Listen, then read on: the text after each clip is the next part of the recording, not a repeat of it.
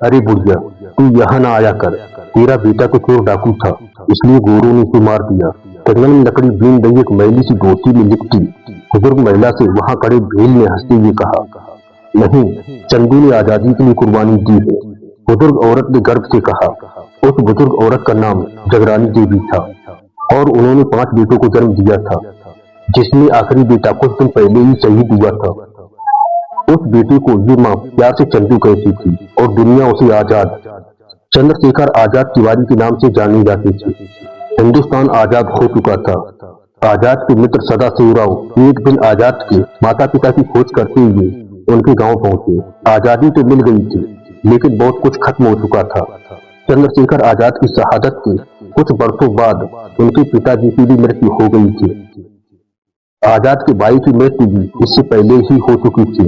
अत्यंत निर्धनावस्था में हुई उनके पिता की मृत्यु के पश्चात आजाद की निर्धन निराश्रित वृद्ध माता श्री उस अवस्था में थे कि किसी के आगे हाथ फैलाने के बजाय जंगलों में जाकर लकड़ी और गोबर बीन कर लाते थे तथा कंडे और लकड़ी बेचकर अपना पेट पालती रही।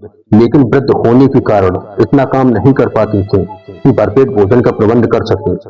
कभी ज्वार कभी बाजरा खरीद कर उसका घोल बनाकर पीते थे, क्योंकि दाल चावल गेहूं और उसे पकाने का ईंधन खरीदने लायक धन कमाने की शारीरिक सामर्थ्य उनमें शेष नहीं थी। शर्मनाक बात तो यह थी कि उनकी ऐसी स्थिति देश को आजादी मिलने के 2 वर्ष बाद अर्थात 1949 ईस्वी तक रही।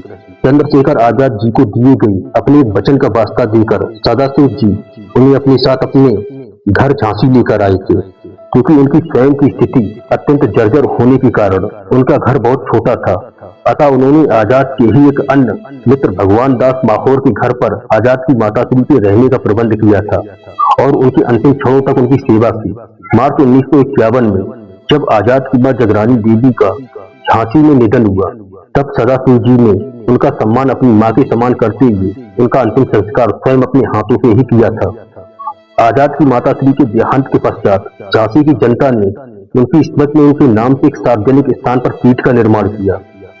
प्रदेश की तत्कालीन सरकार ने इस निर्माण को झांसी की जनता द्वारा किया हुआ अवैध और गैर कानूनी कार्य घोषित कर दिया, किंतु झांसी के नागरिकों ने तत्कालीन सरकार की उस शासनादेश को महत्व न देते हुए चंद्रशेखर आजाद की माता श्री की मूर्ति स्थापित करने का फैसला कर लिया।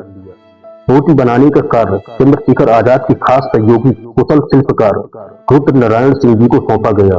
उन्होंने फोटो को देखकर आजाद की माता श्री के चेहरे की प्रतिमा तैयार कर दी।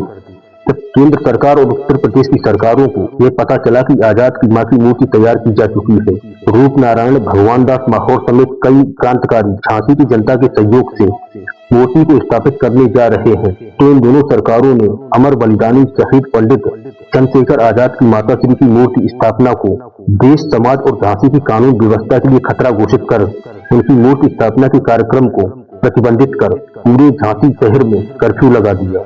चप्पे चप्पे पर पुलिस तैनात कर दी गई ताकि अमर बलिदानी चंद्रशेखर आजाद की माता श्री की मूर्ति की स्थापना न की जा सके। जनता और क्रांतिकारी आजाद की माता की प्रतिमा लगाने के लिए निकल पड़ी।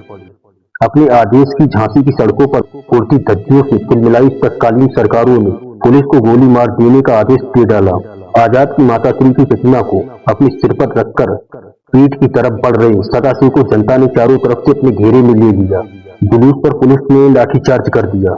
सैकड़ों लोग घायल हुए, दर्जनों लोग जीवन भर के लिए अपंग हुए और कुछ लोगों की मौत भी हो गई। इस घटना के कारण चंद्रशेखर आजाद की माता श्री की मूर्ति स्थापित नहीं हो सकी।